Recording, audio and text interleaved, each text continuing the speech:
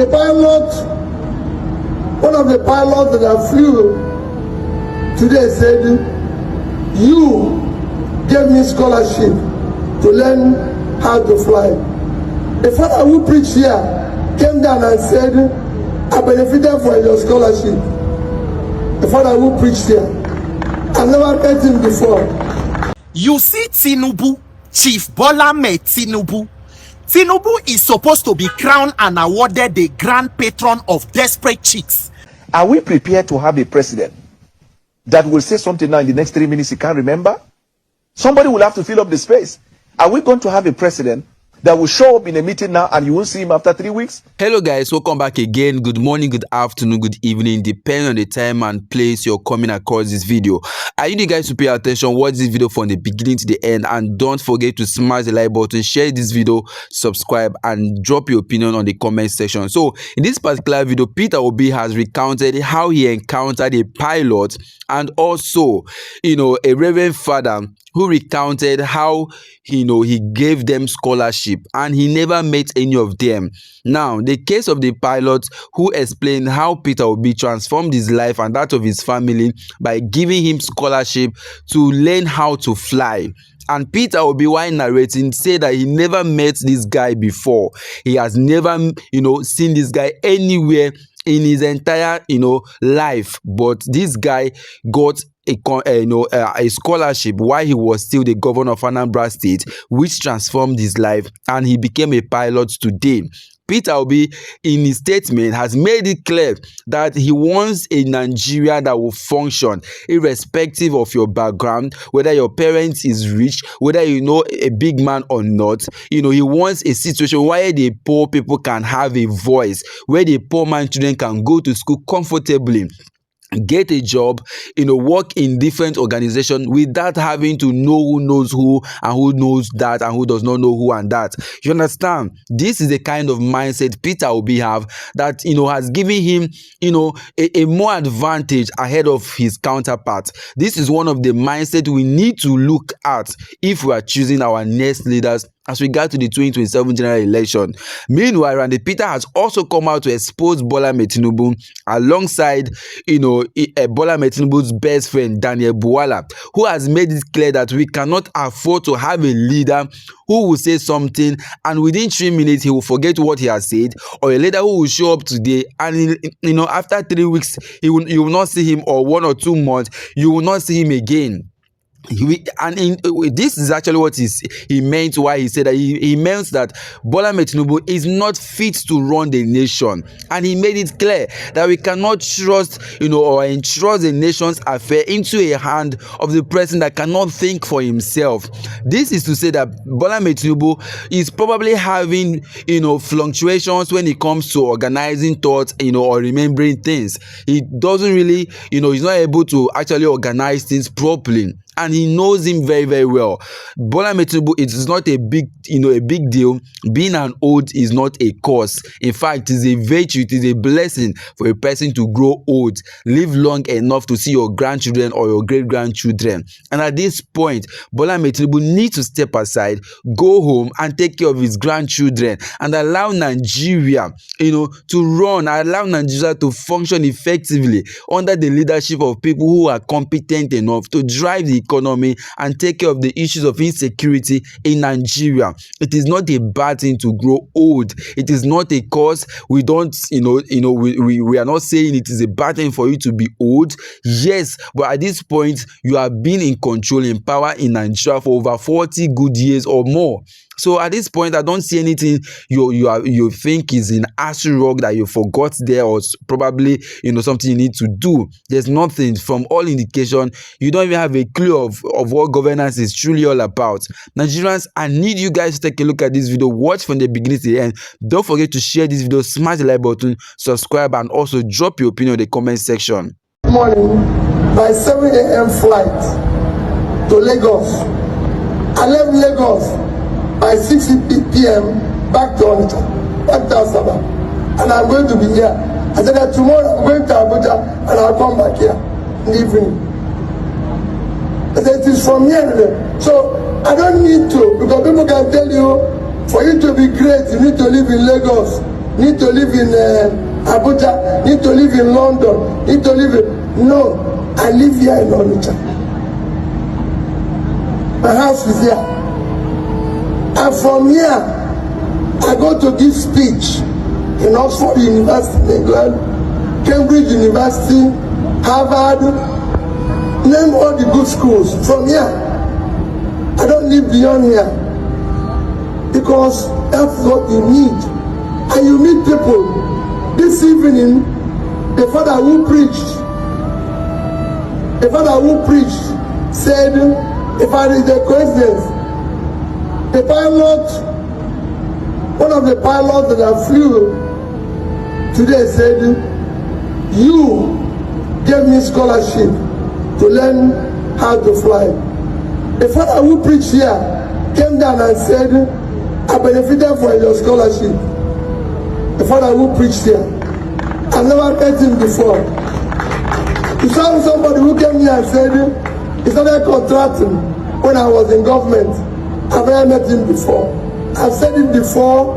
Any contractor who will say that Peter Obi sat down with him to discuss contract, and after contract, he gave me money, let him come out and stop politics. Because I don't meet them. It's not my job to give contract. I wasn't governor to keep contract. I was governor to visit schools and know whether children are in school, where they have computer, where their bosses are there. That was what I was elected for. But I'm happy that if I go to school, principal of a Bemonso school in Mbo, I went there to agree. He said, you gave me 1 million scholarship. That's how. That is the joy of being a leader. That is the joy of passing through anything. So keep knowing and keep doing the right thing that you can do it from Onitsha here. Don't think, let nobody tell you. And it's not about making money. If your life is about making money, you are very poor. I've heard people who tell you money is everything. It's not true. I've reached the height of banking industry where I was the chairman of a bank. I've done business. I've been a successful businessman. I was born in a business family. My father built his supermarket in this town in the 50s, where you have Mr. Biggs now, 75 New Market Road. My father built that place in Obomano. He built that place in 52. And we have always had a house. So I've been a business, I've been a non-business. Money does not make you happy. What makes you happy is the life you have been able to impact, what you have been able to share with people. Let nobody tell you that, oh, you need all the money in the world. No. I've seen so many miserable people who have money. A lot of them. So don't go out pursuing money. Go out pursuing what will change the world. If you're part of those who will change the world, money will come. I don't have private jets. That's not what I went out to do. I've been governor in this state. I've challenged people. I don't have any piece of land given to me by Anambra State. Yet I signed over 20,000 CFOs. But I don't have one. If you see one anywhere, come and stop participating in the election. Since I left the government, Anambra has not bought me pure water. I've never been privileged for saying Anambra State bought me pure water. Because I refused to take that. I said it's not necessary. I'm going home. And I've just told you, I built my house here. I live here, I was born here, I still live around here. And yet people come and tell me, oh, you have to go and live in London. No. From here, I've met people, not even as a governor. I work from here, I'll go and meet British Prime Minister, Indonesian President, Bangladesh President. I live here. You don't need to live outside here. Those who live in Abuja have not met the people I met. So be encouraged that you can be what? You can be far greater than I am by doing the right things. And I encourage all of you, whatever you are giving today, manage it very well. I can show you people who slept under the bridge, people who were far poorer, people who were working in mechanical shop. I have some of them. I have a houseboy who worked with me as a houseboy, who today is, I won't say near him who is rich, but is very rich. But he was an honest houseboy. And anywhere he enters and says, can this person support him? I'll tell them, support him. He will not fail you. Be honest to yourself. So I thank all of you that are gathered, and I thank Father George for making sure we are not sleeping now. You know, and keeping us awake. That energy you're using to young people, that energy you're using to dance, that energy you're using to enjoy beautiful songs and everything, use it honestly in doing what is positive. For me, I'm not desperate to be Nigerian president. I'm desperate to see Nigeria work. I want to see a country. I want to see a country where a child of nobody, a child where nobody, a child people will say, the parents are poor, the poorest of the poor, will be somebody without knowing anybody. People must stop looking for a job. People must stop looking for a job and saying, do you know this person? No, that is not a society. You see Tinubu, Chief Bola Tinubu. Tinubu is supposed to be crowned and awarded the grand patron of desperate chicks. Nigerians, when I sabi desperate chicks, those girls will sing with the kumzi. But if you say you want soji, if you say you get I don't know if you sabi the desperate chicks. If you go for this thing hotel for where they sing with the kumzi, Tinubu is supposed to be the manager and the patron of desperate chicks, because in the history of desperate politicians, this one stand out. There is no end to the level of desperation. If to say the way you did desperate to grab and snatch power, now so you did desperate to see Nigeria work if for better, but this one is desperation to take power, take resources that is useless to una. Even when you are old and feeble and unable to perform and do anything, you just want to gather, you just want to take, because ori buruku lenshe Nigerian government.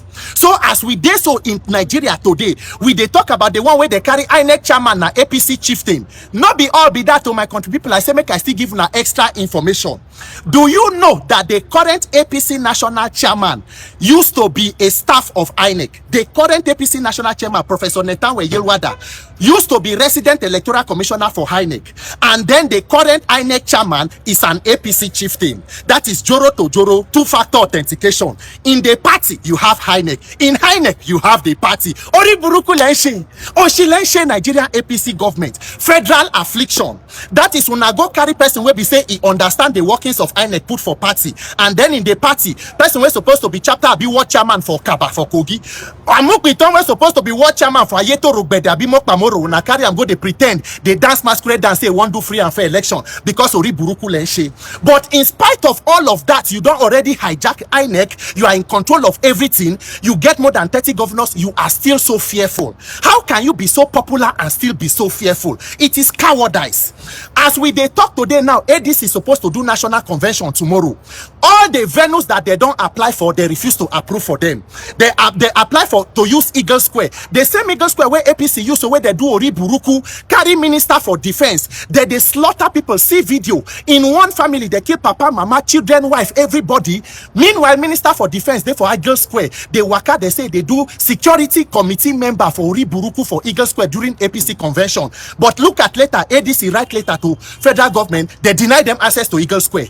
Give them Velodrome of National Stadium, they say it is not possible for them to use it. But as it is today, make opposition no breathe. Why? Because Tinubu and APC want to grab power for the sake of power. That is the unfortunate situation we will find ourselves. But Tinubu and the APC federal affliction, ADC go hold that convention. 2027 they will be on the ballot, and at the end of the day, 2027, the will of the people will prevail, because the criminals in power go pack their load and excuse this country.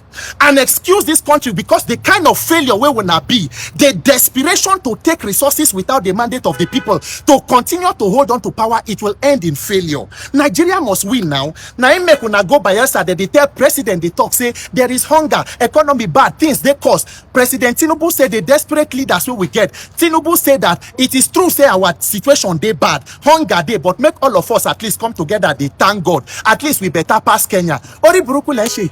That is our own president. They can't fail your way will not be. You know, they even argue, say that you have not failed though. You agree, say you are a failure, but you are calling on all of us, the faithfuls. Now we come together, do Thanksgiving. Now we they attend NSPPD. I say at least we better pass Kenya. Hey yeah, master strategies. Ori buruku strategy nani. I say I never see more they come. This kind failure we will not do. So Nigerian APC federal affliction, the all progressives affliction. There was ruling party before when I become ruling party. You were opposition, and under you, opposition will also become ruling party. Whether you like it or not, the power of the people is greater than the criminals in power. My name is Peter for Nigeria. What a tragedy of leadership. Shame on a desperate president and desperate party. When Tinubu started with this ticket, he thought that it would sell in the north. But as time went on, the people were more analytical in their mind, and they discovered that, look, let's go to the bigger picture and forget about states and local government. Are we prepared to have a president that will say something now in the next 3 minutes he can't remember? Somebody will have to fill up the space. Are we going to have a president that will show up in a meeting now and you won't see him after 3 weeks? We've seen the movie before. Are we going to have a president who has not been able to answer the question relating to drug-related cases that people have leveled allegation against him? Above all else, are we prepared at this time for a president that does not have in his heart the capacity to unite Nigeria? What singular thing has Tinubu done that suggests unity? This was somebody who said, I never believe in Nigeria. This was somebody who tried to divide the North and the South on the basis of religion. This is somebody from the South has wanted to divide the South along ethnic lines. Now, he does not have the capacity or the temperament of one who will unite Nigeria. We're even talking about unity. Now, let's talk about economy. This is somebody who he will try to replicate what he did in Lagos, in Abuja. Now, what did he do in Lagos? The Alpha Beta, his company, took over the state revenue collection. If he becomes president, FIRS will be taken over by Alpha Beta. Now, reflect other things. When they say his wife supplied diesel, translate it to the national. When they say his son managed billboard, translate it to the national. It becomes a dynasty rather than a democratic government where everybody will have a feel of Nigeria. So if you look at it from left, right, center, from character and fitness, from intellectualism, from mental stability, from agility, from the sense of unity, he does not stand a chance. Alright guys, welcome back again. So you've actually seen it after listening to Randy Peter, listening to the big man himself, our incoming president Peter Obi, and also Daniel Bwala. Hear what Daniel Bwala said, and I don't think at this point that you need a prophet to tell you who your leader should be. You don't need a prophet to tell you who needs to, who can take care of the problem of Nigeria at the moment. Bola Tinubu is very, very desperate in satisfying his slave masters abroad. He's desperate, to fulfill whatever promise he has made to whoever he made it to, and because of that, he's trying to force Nigerians to be under him. For crying out loud, Bola Tinubu, you have tried, we applaud you, but at this point in time, you are not fit for the job of the presidency. If any government that fails in its primary duty of protection of life and property, we can't have such government again. Once you fail, it's simple. You have failed, and you cannot be given a chance, because you can't expect to bring we cannot trust Bola Ahmed Tinubu at the moment to bring in foreign investors into Nigeria when we have seen that the ones that are here are folding up and leaving because of high cost of living and because of insecurity that is already, one of the biggest threats right now in Nigeria. And because Bola Ahmed Tinubu has not even implemented any policy or proposed any policy or bill to tackle the issue of insecurity, other than coming out to tell Nigerians that there is nothing he can do at the moment. That is what a sitting president can open his mouth to say, even going as far as telling Nigerians that we should be grateful and thankful to God that our situation is not worse like some African countries. And are you comparing us with some African countries when we are an oil producing nation, a nation that has diverse resources, that has all it takes to function effectively without having to borrow from any country? Imagine Nigeria struggling with little things like electricity, struggling with good roads, struggling with healthcare facilities. In some parts of Nigeria, pupils are sitting outside under the scorching sun to learn. No roof over their head, but we have some politicians spending close to $20 million educating their children outside the shores of Nigeria. This money is enough to build and equip a very good school, a standard school, to build modern facilities in Nigeria that can educate the less privileged. But our politicians don't do things like that. They rather steal the money, go out there, send their children abroad to school, and spend the money outside there, benefiting the economy of other countries instead of doing the same thing in Nigeria. This is why you see most of our politicians buying abroad, because we don't have the hospitals to treat them here, and when they fall sick, they will fly them to different countries of the world, and they will end up buying over there. That is how bad Nigeria is, and they are not ready to do anything. You can see the money they are budgeted for health. It is nothing to write home. Nothing at all. Imagine Bola Ahmed Tinubu spending only 36 million naira on health as of 2025 till down to 2026, while he has spent over 360 billion naira in buying private jets, yachts, and what have you. That is what he has been doing, renovating Asu Rock with over 16 billion naira. Empowering Asu Rock with solar and everything, but we don't have hospital in Nigeria. They don't really rate us. So this is facts. They don't care about Nigeria existence. Whether you're buying whatever is happening to you, it is none of their business, as long as they keep on looting the Nigerian money and getting rich and richer by the day. Nigerians, we must rise up and defend our country, Nigeria. Well, this is much we can take on this for now. Don't forget to share this video, subscribe, and also drop your opinion in the comment section.